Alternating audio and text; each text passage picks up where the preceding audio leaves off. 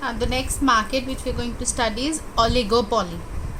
It refers to the market situation in which there are a few big sellers who are selling homogeneous or differentiated products.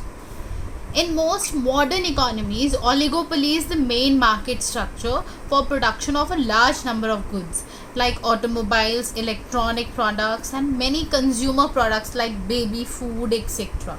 There are few big sellers. Now, before starting with the features of oligopoly, I'll tell you about the types of oligopoly which exist. First is pure or perfect oligopoly.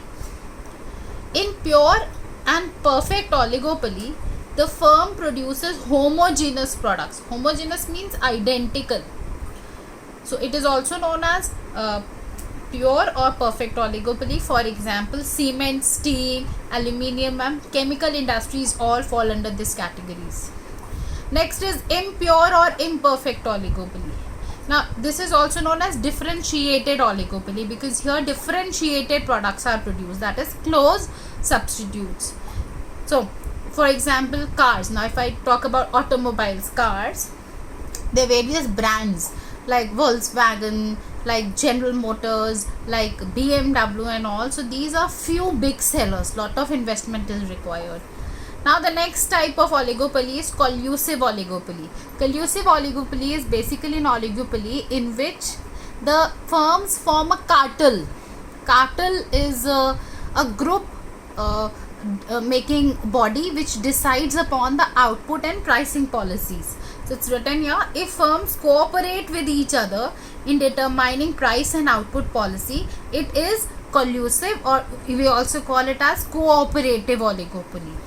Next is non-collusive oligopoly, that if firms are not forming any cartel or not forming any group decision body, then they compete with each other and they are known as non-collusive or non-cooperative oligopolies.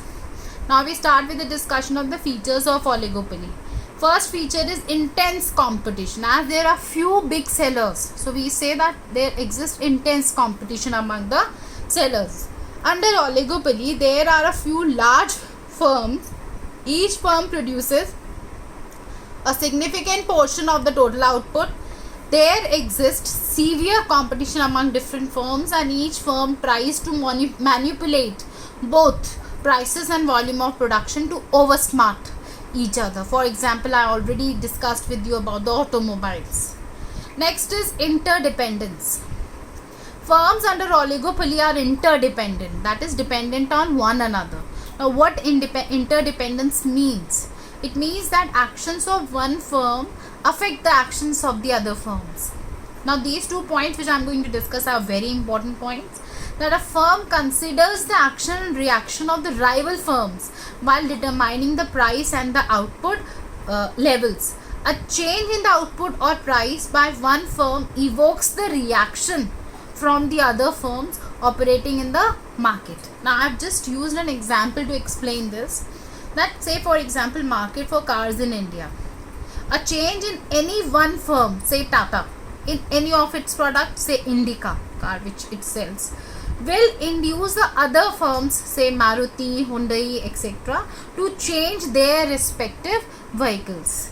So the change in pricing or output policy by one firm affects the other firm's decision also. So this is how they are interdependent.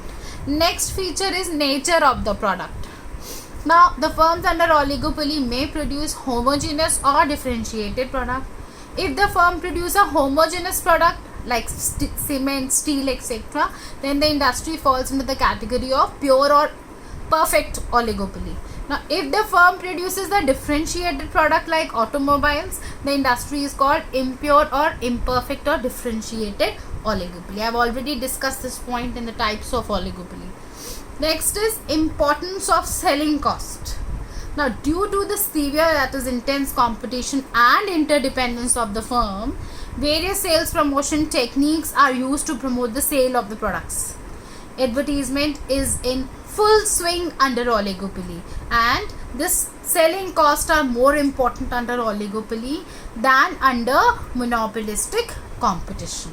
So advertisements of all the various automobiles or electronic products, I hope you are very familiar with those advertisements. So this is one of the very important points covered in oligopoly. Next is barriers to entry.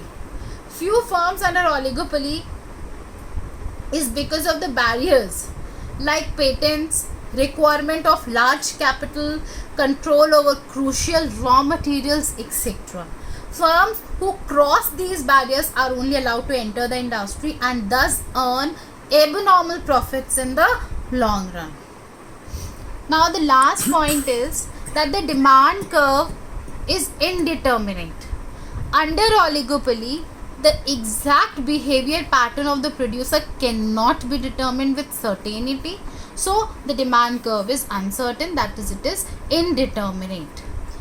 As the firms are interdependent, firms cannot ignore the reaction of the rival firms. So any change in the price of one will lead to the change in the price by the competing firm. Thus demand curve keeps on shifting, thus it is indeterminate.